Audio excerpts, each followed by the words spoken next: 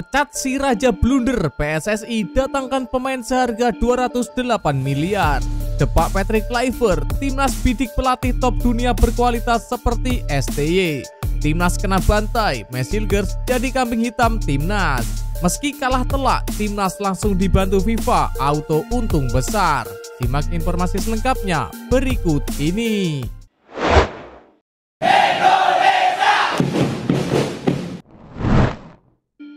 Pecat si Raja Blunder, PSSI datangkan pemain seharga 208 miliar. Timnas Indonesia akan melakoni babak keempat kualifikasi Piala Dunia 2026 zona Asia. Meski kalah telak 0-6 dari Jepang di laga terakhir grup C, Timnas Indonesia masih memiliki asa lolos ke Piala Dunia. Sebelum luluh lantak di Osaka saat melawan Jepang, Timnas Indonesia meraih kemenangan 1-0 atas China di Stadion Utama Gelora Bung Karno. Asa untuk timnas Indonesia mencetak sejarah dengan lolos ke Piala Dunia 2026 membuat sejumlah pemain keturunan Indonesia kirim-kirim kode ingin dilirik PSSI. Salah satu pemain potensial yang bisa dinaturalisasi ialah pemain PSV Eindhoven, Ryan Flamingo. Ryan Flamingo bahkan di keterangan bio akun Instagram miliknya mencantumkan bendera Indonesia, kode keras bahwa ia memang memiliki garis keturunan Indonesia. Terbaru, Ryan Flamingo menuliskan komentar pada postingan oleh Romani pasca kekalahan timnas Indonesia dari Jepang. Komentar dari pemain keturunan Indonesia berbanderol 208 miliar itu pun mendapat perhatian netizen. Tercatat, komentar dari Ryan Flamingo itu mendapat tanda like sebanyak 5.955 pengguna Instagram. Netizen itu pun merayu Ryan Flamingo untuk mengikuti jejak oleh Romani dan kawan-kawan untuk membela timnas Indonesia. Seperti diketahui, Ryan Flamingo sekarang ini main di PSV Eindhoven dan di sana Ryan menjadi salah satu pemain penting. Pesepak bola yang kini berposisi sebagai bek tengah tersebut selalu dimainkan selama 90 menit di 3 laga Liga Belanda musim 2024-2025. Tercatat, menurut Transfermarkt, Ryan sudah mencatatkan 270 menit bermain musim ini. Meskipun belum mencetak sebiji gol, Ryan sudah pernah memberikan assist. Adapun assist tersebut dia catatkan ketika PSV Eindhoven berhadapan dengan Almere City pada 24 Agustus 2024. Dalam laga itu, PSSI menang dengan skor 7-1. Kini Ryan Flamingo berhasil membawa PSV berada di puncak klasemen sementara kasta teratas Liga Belanda usai menyapu bersih 3 pertandingan. Depak Patrick Kluivert, timnas bidik pelatih top dunia berkualitas seperti STY.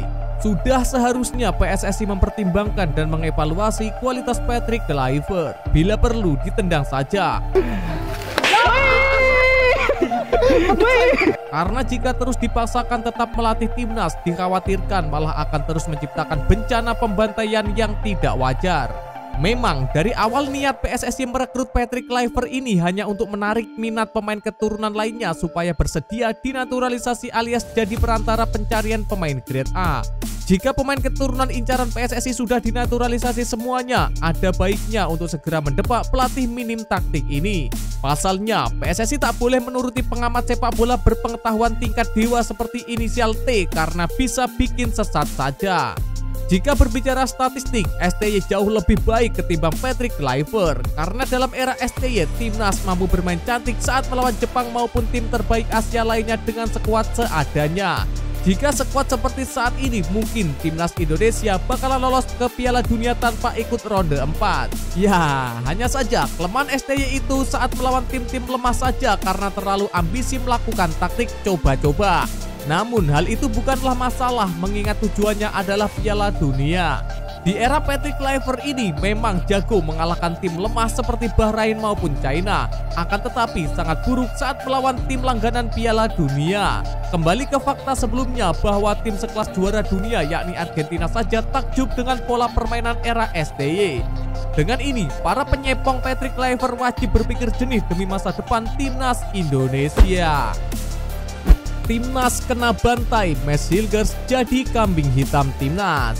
Bek timnas Indonesia Mesilgers tampaknya harus segera memperbaiki performanya saat mendapatkan kesempatan bermain. Sebab skuad Garuda mengukir rekor yang buruk ketika ia diturunkan oleh pelatih.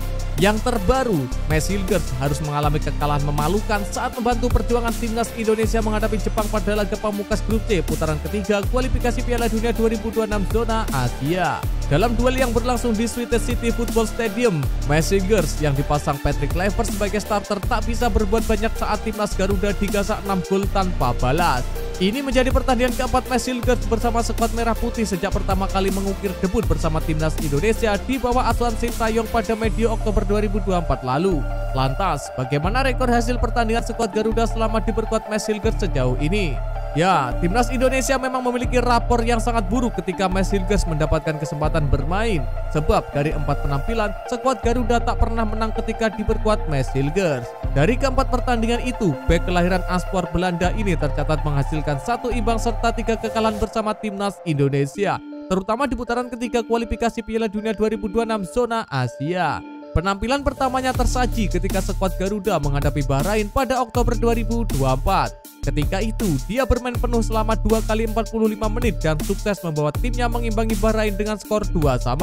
Adapun pada laga berikutnya, Hilgers kembali menjadi starter ketika skuad Garuda bertandang ke markas China pada 15 Oktober 2024. Hasilnya, dia hanya bermain 1 babak saat Indonesia kalah 1-2 dari China. Selanjutnya, Hilgers baru kembali bermain setelah melewatkan 2 laga melawan Jepang dan Arab Saudi pada November 2024. Momen itu tepatnya terjadi ketika skuad Garuda menghadapi Australia pada Maret 2025. Lagi-lagi, timnas Indonesia harus kembali menelan kekalahan saat Max Hilgers bermain. Ketika itu, anak asuh Patrick Kluivert digasak The Socceroos dengan skor 1-5 pada 20 Maret 2025. Nah, saat timnas Indonesia meraih 2 kemenangan beruntun melawan Bahrain dan China, uniknya Max Hilgers justru tidak bermain. Pada saat melawan Bahrain, dia cedera, sedangkan saat melawan China, dia di bangku cadangan. Untuk penampilan terakhirnya bersama timnas Indonesia, Max Hilgers lagi-lagi harus merasakan pil pahit setelah timnya digasak Samurai Biru dengan skor selusin gol. Ini memperburuk catatan bek berusia 24 tahun itu bersama skuad Garuda. Meski kalah telak, timnas langsung dibantu FIFA, auto untung besar. Siapa sangka timnas Indonesia justru untung besar usai mengalami kekalahan telak melawan Jepang. Bahkan dengan keuntungan ini timnas Indonesia bisa lolos ke Piala Dunia 2026. Meski kalah melawan Jepang, timnas Indonesia tetap lanjut ke ronde 4 setelah berhasil mengalahkan China beberapa hari lalu. Oleh karena itu, kekalahan melawan Jepang tidak akan berpengaruh terhadap timnas Indonesia. Skuad Patrick Kluivert justru mendapatkan keuntungan besar setelah kalah telak melawan Jepang. Lantas, apa saja keuntungan yang didapat oleh timnas Indonesia? Jika diperhatikan secara baik-baik, pertandingan melawan Jepang sudah seperti sebuah laga uji coba bagi timnas Indonesia jelang persaingan di ronde keempat. Tentunya sebuah keuntungan besar bagi timnas Indonesia untuk bisa menjalani laga uji coba melawan tim kuat selevel Jepang. Bahkan belum tentu nantinya bisa menemukan lawan kuat selevel Jepang ketika akan menjalani laga uji coba lainnya. Oleh karenanya, bisa berhadapan dengan Jepang merupakan sebuah keuntungan besar bagi timnas Indonesia. Selain itu, tadi malam pelatih Jepang memang tidak menerjunkan skuad utamanya, tetapi para pemain tetap menjalankan laga dengan serius.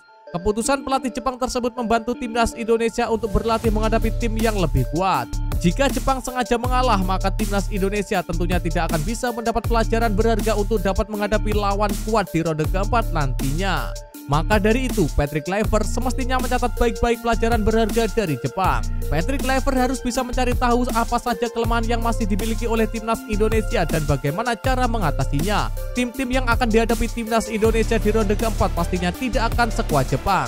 Oleh karena itu, jika timnas Indonesia mampu belajar dari pertandingan melawan Jepang, bukan tidak mungkin skuad Patrick Kluivert akan menguasai ronde 4. Apabila timnas Indonesia berhasil menjadi juara grup di ronde 4, maka skuad Patrick Kluivert dipastikan lolos Piala Dunia 2026.